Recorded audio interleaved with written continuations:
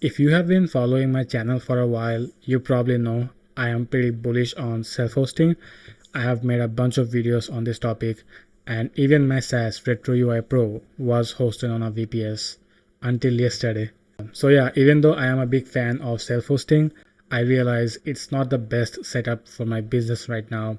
In this video, I'll share how I came to this conclusion, the issues I ran into, and what am I switching to instead. Alright, let's get to it. This is how I used to deploy my project. Every time I have a new version, I would push it to GitHub, and then I would SSH into my server, pull up the changes from GitHub, and build a new Docker version. And that's pretty much it. Very simple setup, right? But the problem is, on Retro UI, I have to deploy new UI blocks every single week. And there might be other updates like bug fixes, product-related improvements, new templates. So on average, I have to do this whole deployment process twice every week. So quickly, it starts to get very annoying and starts to take a lot of time. A typical solution for that would be setting a proper CI/CD solution, like using something like GitHub Actions to write a bunch of action code to automate this process, or you can use something like Coolify that does a lot of this stuff for you. Now, why I am not using this solution, I will talk about that in the second part of the video, but now let's move on to problem number 2. A few days ago, one of my customers emailed me that he cannot access my website. So I had to go check my website and find out that my server has been down. For how long? I don't know. And what exactly caused the issue? I'm not exactly sure. I just restarted the Docker server and everything was up and running. And that's the biggest issue, that whenever the server goes down, I have no idea about it. So if the server goes down for 2 hours and the users cannot access it, or someone wants to pay for the product and they cannot process the payment, that is a pretty big damage to your brand or product, right? And of course, there are existing solutions for that. So you can set up something like Uptime Kuma. The way it works is Uptime Kuma will send requests to your server maybe every minute and check if the server is up. If it is up, then great.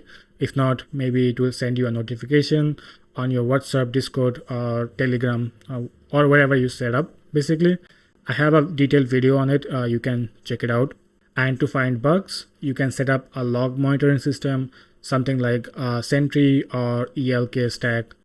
So you might be thinking now, wait, there are already existing solutions for the problem that I'm describing.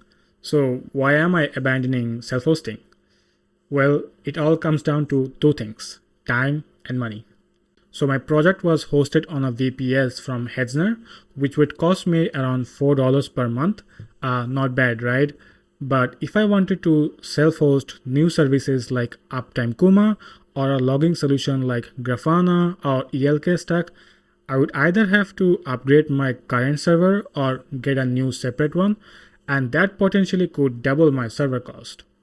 And then if I want to automate my server deployments to save time, I would probably need to pay for GitHub Actions or even Docker Hub. Now, even if I somehow manage to stay within their free tiers for all these tools, the next big problem is time. Setting up all these services takes a lot of work. Not just the initial setup, but also the ongoing maintenance. For example, say I added a new package or dependency to my codebase and suddenly my CI/CD scripts break. I might have to spend 2 hours debugging and fixing that. And those 2 hours could have been spent building more UI blocks, which is the core product that I'm selling, right? There are also some other nitty-gritty problems that is very specific to my project, so I will not bore you with them. So as I was trying to figure out all this solution, I realized for my project, monolith is not a good solution, and decided to move to serverless.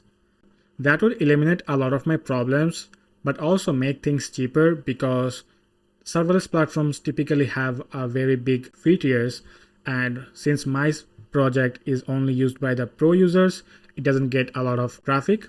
So at this point, I have decided to move to serverless, but which one? Because even in the serverless space, there are a bunch of options, right? You have AWS Lambda, Azure Functions, Supabase, versatile edge functions. The one I went for is Cloudflare Workers.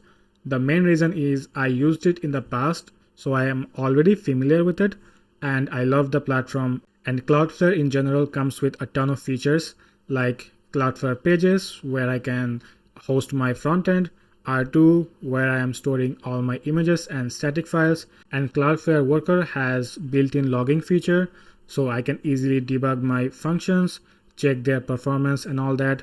And I have connected Cloudflare with my GitHub account, so whenever there's any changes with my main branch, it automatically updates and deploys it to production. And Cloudflare is known for having very generous free tier, so I'm pretty much paying $0 for all these features.